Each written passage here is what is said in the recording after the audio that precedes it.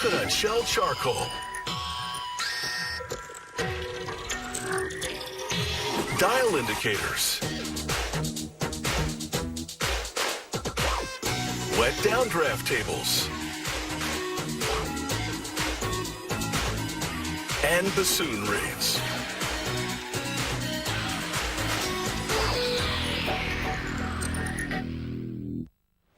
Coconut shells used to be considered agricultural waste, but today they're processed into biofuel for the barbecue.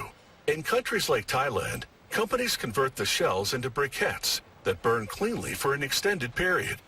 Throwing away these shells would be a real waste of energy. Instead of ending up as landfill, coconut shells are being used to fire the grill.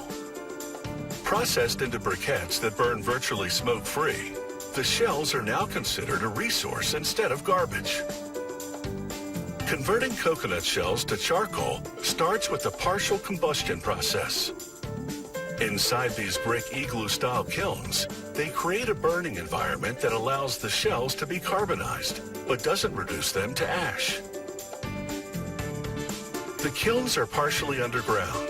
The surrounding soil helps to seal the fire. This keeps the air levels down for a slow, smoldering burn. A worker bricks up the kiln door. And he seals these bricks with mud instead of cement. This will allow the door to be dismantled later without ruining the bricks, preserving them for reuse in the next burn. From the top, he ignites the fire using soft wax as starter material.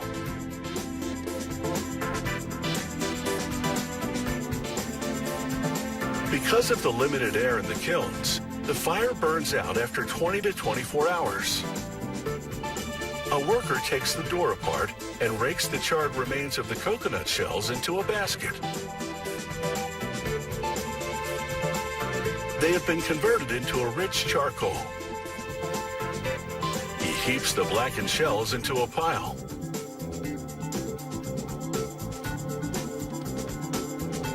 And under the intense sun, moisture from water used to extinguish any hot spots evaporates.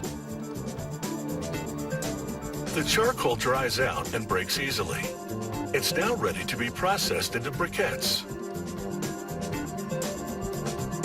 Workers load the charcoal pieces into grinders. This is dirty work, so they protect their faces with scarves and their hands with gloves. Inside the grinding machines, rollers pulverize the charcoal, reducing it to a fine powder. The powder flows into bins below. A worker then transfers the charcoal powder to a mixer. He adds a generous amount of starch made from the root of the cassava tree.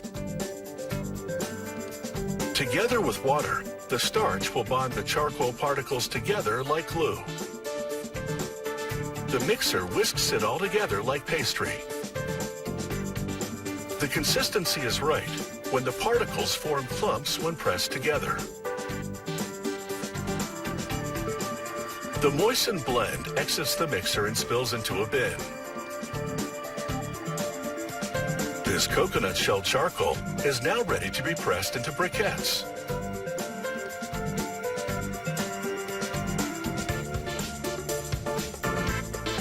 The next worker loads the charcoal into a press.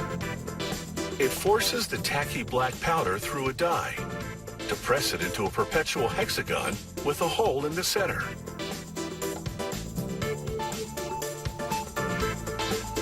As the machine extrudes the charcoal, a worker chops it into briquettes that are just over 3 inches in length. These coconut charcoal briquettes have now taken shape, but they're not yet ready for the grill. They're soft and mushy to the touch and crumble easily.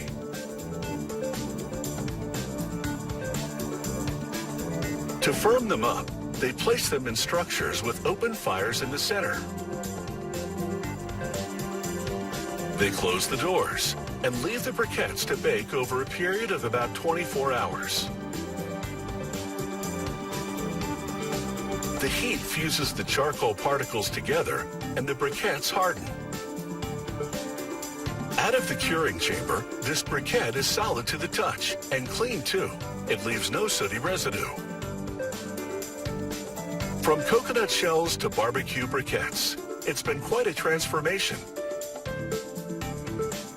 This coconut shell charcoal is now ready to sizzle.